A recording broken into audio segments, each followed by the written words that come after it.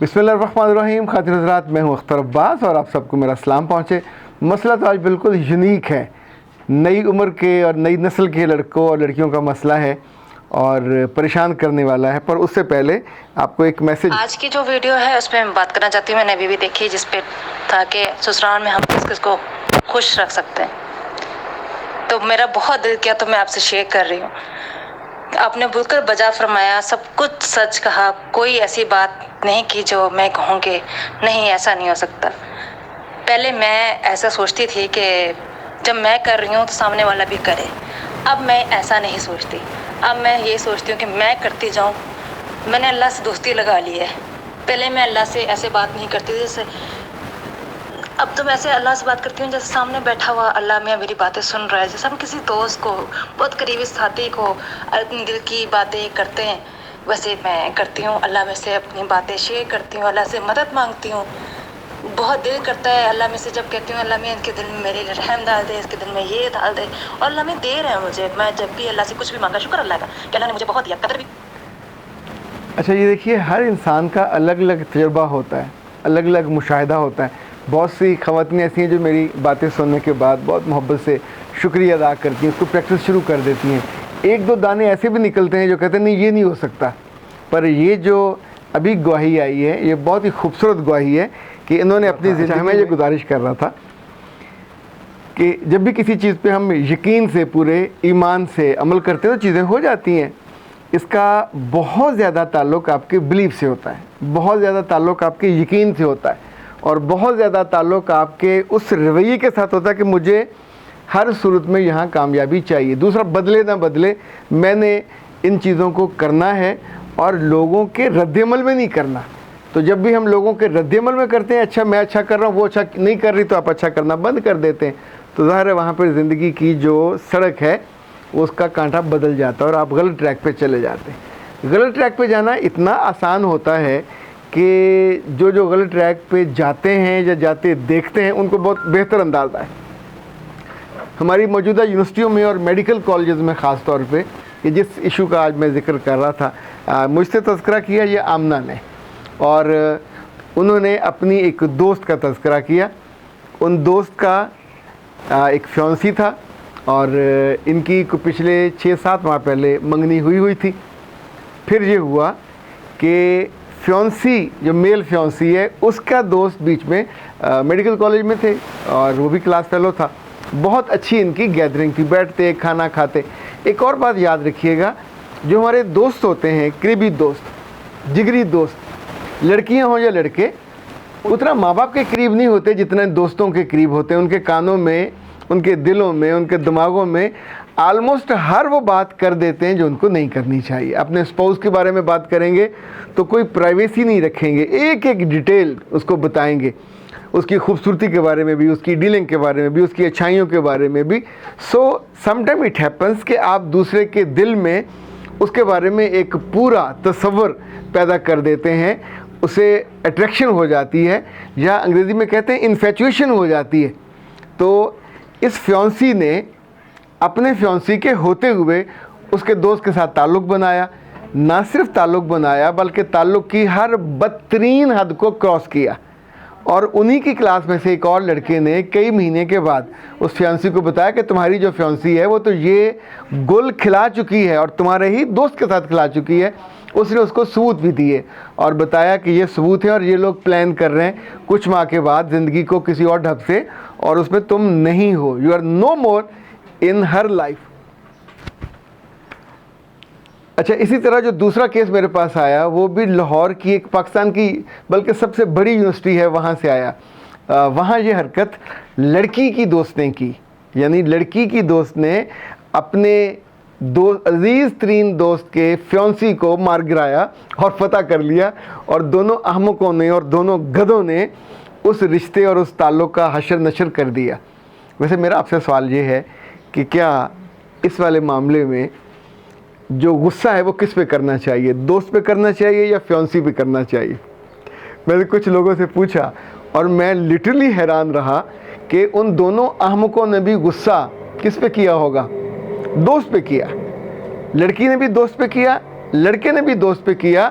یعنی جس نے بے وفائی کی حد کراس کی، جس نے اعتبار کو توڑا، جس نے اس رشتے کے تقدس کو اور ریگارڈ کو ملیامیٹ کیا. بے وفائی کی کوئی جسٹیفیکیشن ہی نہیں ہوتی.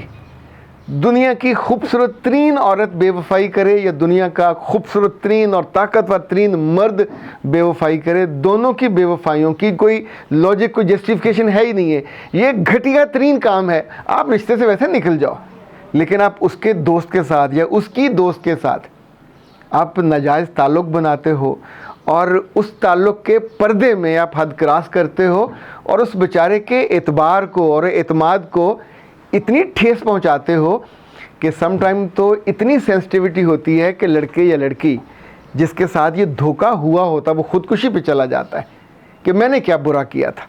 سوال میرا آپ سے ہے اور مجھے اس کا جواب چاہیے، آپ ہی سے چاہیے، چونکہ میں اس کو کنکلوڈ نہیں کر رہا. کیا یہ بے وفائی لڑکی نے کی جو دوست ہے یا فیونسی نے کی؟ کیا ایسا جو رویہ ہے لوگوں کا کہ اپنی دوست پہ غصہ کر کے اس کے دوستی چھوڑ دی جاتی ہے کہ تم نے بے وفائی کی، اور اس فیونسی کو کنٹینیو کرنا چاہیے جس نے آپ کے ساتھ دھوکہ کیا، جس نے آپ کا دل دکھایا، جس نے چیٹ کیا، جس نے رشتے کا اعتبار ہی رہنے نہیں دیا. دیکھیں دوستی تو ایک زبان کی اور آنکھوں کی پسند ہے، آپ اگلے بندے کو قبول کرتے ہیں، لیکن جب آپ کسی کے رشتے میں آ رہے ہوتے ہیں تو آپ زندگی بھر کی کمٹمنٹ کا نام ہے یہ، کہ آپ کہتے ہیں اب ہم فیانسی بن رہے ہیں تو اب ہم ایک دوسرے کے ساتھ وفادار رہیں گے. اس میں یہ کہاں سے آ گیا کہ اگر آپ کو کوئی خوبصورت لڑکی مل جائے، اگر کوئی دستیاب ہو جائے، اگر اس سے زیادہ دولت مند مل جائے، اس سے زیادہ آپ کو اٹریکٹیو محسوس ہو اور آپ کو لگے کہ یہ تو میرے پاس ہے ہی ہے، چلیں اس کے ساتھ بھی کھلواڑ کر لیا جائے، تو کیا اس مائنڈ سیٹ کو معاف کیا جا سکتا ہے؟